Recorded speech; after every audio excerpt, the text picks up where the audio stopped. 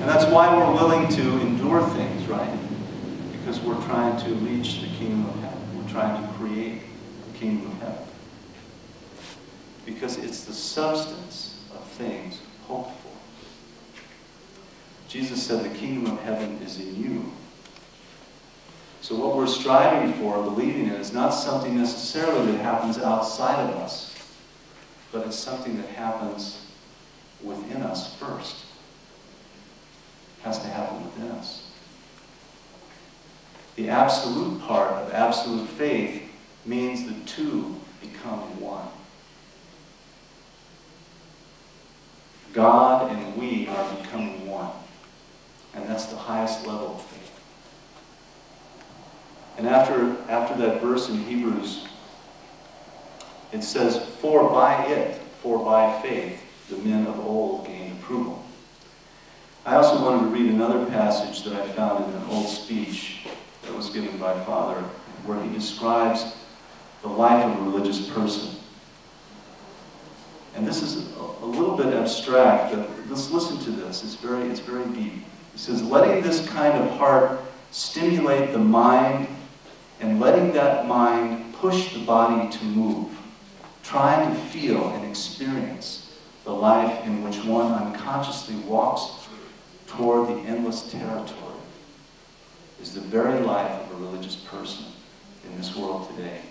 Only when one can lead life with this kind of stimulus and manifest the far distant ideology as the power of real life is one truly a religious person. Going further, only when one cultivates the foundation of mind with which he can push out power, even the sweeping wave of death from the surroundings, can heaven acknowledge him as a truly religious person. What is felt through self-realization when we cry out facing heaven is greater than anything felt through doctrine or thought.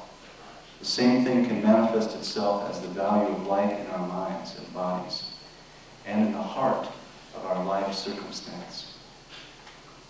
You know, this is a testimony to those men of history like Noah, Abraham, Jacob, Moses. They knew this kind of faith.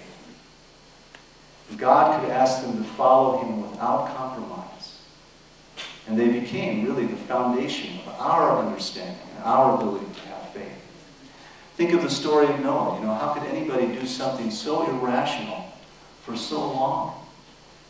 Not even days, weeks, or months, but 120 years. Even how was Noah able to keep his faith unshaken for that length of time? Even when his own family could hardly deal with it. It's because Noah's vision and his relationship with God and heaven was greater than any of the external things around him.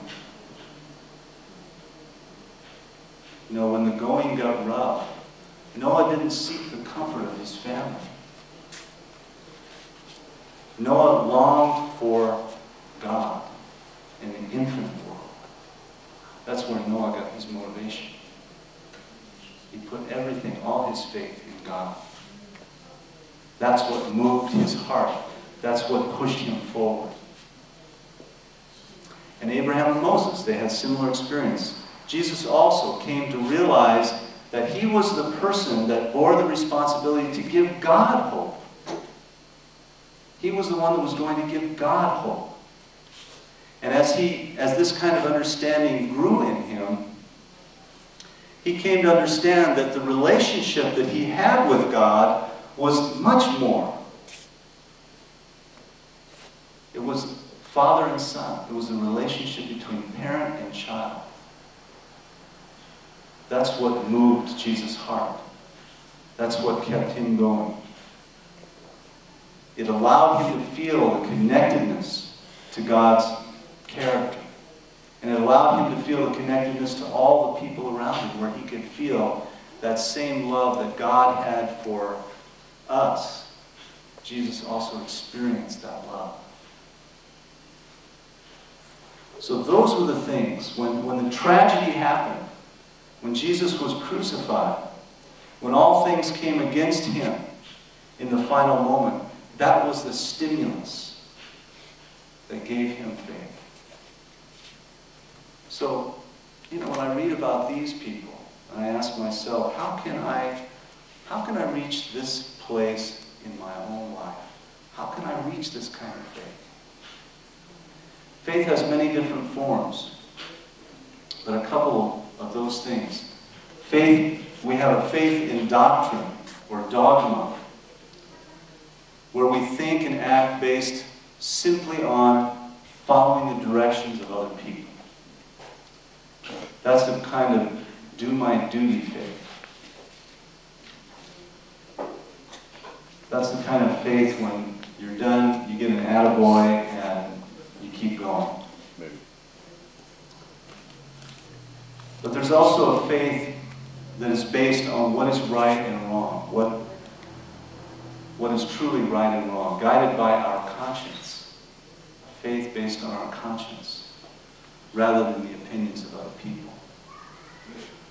And it's interesting to know that sometimes people have, this is very difficult for people to have this kind of faith, because it's much easier to just follow directions. Fathers always emphasize that our conscience should be our point of reference because, and I quote, our conscience knows us better than God knows us. But conscience, we have to realize that conscience is only shaped by the good or bad values that we have, that we've grown up with, what our attitudes are. So there's certainly a lot of criminals in prison that believe that they're totally innocent, right, of their crimes. Their conscience told them to do whatever it was they did. So our conscience, if it's going to be a true point of reference, and this is where our religious life comes in, it has to be governed by values and principles that are universal, that are all-encompassing, that go beyond just our individual conscience. So where do these principles come from? This is where we get this kind of faith from our forefathers, from the standards that we see. A faith based in God. This is the faith Martin Luther spoke about when he said, faith is a living, bold trust in God's grace. Turning our faith compass to God means committing acts of faith that go beyond our individual life, ourselves. That goes beyond our self-interest and our immediate circumstances, and is done for the common good. This is what we learn is the living for the sake of others. God then becomes the ultimate substance of things hoped for. And absolute faith means that God is in us. There is no separation. I remember that this was the kind of faith that I, in my own life of faith, tried to commit myself to when I first joined this movement. And it's still what I hope for. It's still what I long for. And I know many of us, myself included, I felt disillusioned at times. I felt disappointed at times. I've had some gray days in my life. And I haven't exactly yet perfected my character.